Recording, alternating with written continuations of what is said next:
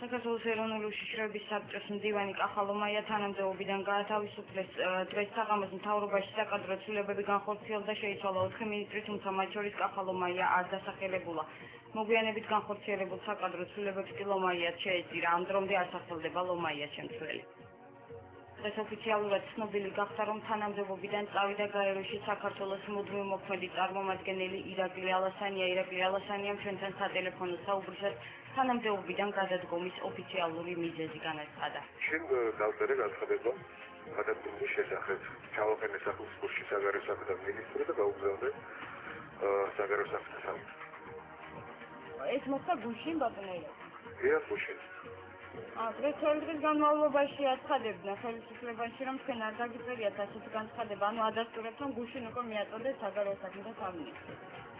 კი, რა თქმა უნდა, და საქართველოში ჩავაყენე საგარეო საქმეთა მინისტრი ხალხური საქმეებში. და ბატონელა, მიზეზად რა გაქვთ დაფიქსირებული განცხადებაში?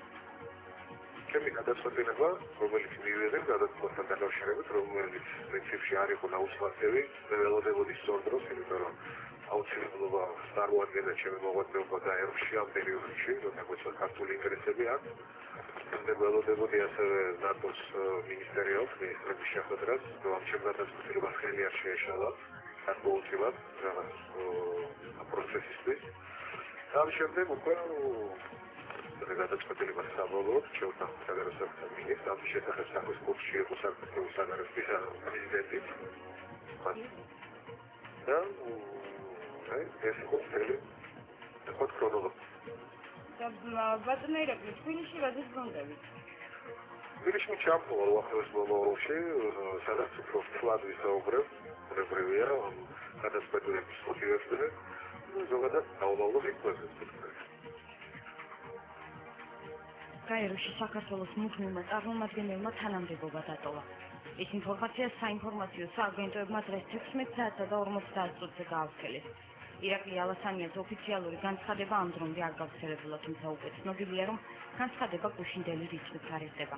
მთელი დღის განმავლობაში საპარლამენტო უმრავლესობა საგულდაგულოდ მალავდა ირაკლი ალასანიას შესახებ რაიმე ინფორმაციას და აცხადებდა, რომ საიმედო და ღირებული კადრი კვლავ გაეროში რჩებოდა. ინფორმაცია არ აქვს, ჯერჯერობით გასწრაფი არის, რომ ირაკლი ალასანია არის საქართველოს ელჩი გაეროში.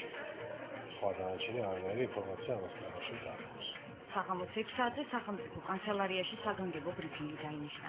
პრემიერ-მინისტრი გეგამ გალუგლიშვილი პრესასთან, გრიგოლ ვაშაძესთან და ნიკა გვარამიასთან ერთად გამოვიდა. პრემიერმა მთავრობაში საკადრო ცვლილებების შესახებ განცხადება გააკეთა. თავდაცვის მინისტრის პოსტზე დავით კედერაშვილი ბატუ ხუთელიამ შეცვალა. საგარეო საქმეთა მინისტრი ეკატერინე წეშელაშვილი გრიგოლ ვაშაძე. ნიკა გვარამია გიანოვიას განათლების სამინისტროში შეცვლეს.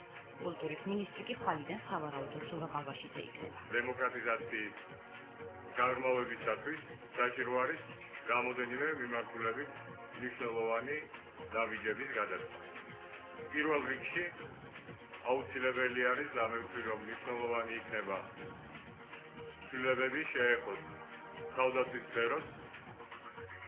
მე მინდა მადლობა გადაუხადო ბატონ დავით კედერაშვილს გაწეული სამუშაოსათვის.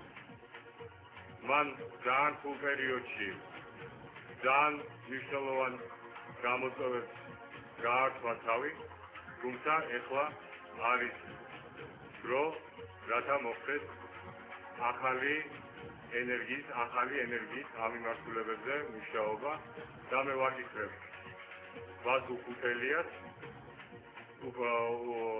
მინისტრის მოვალეობის შესრულების უფლებამოსილებას.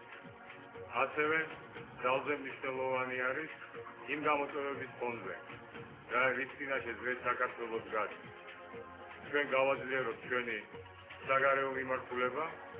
დღეს საქართველოს გაუპირისპირდა მნიშვნელოვანი მანქანა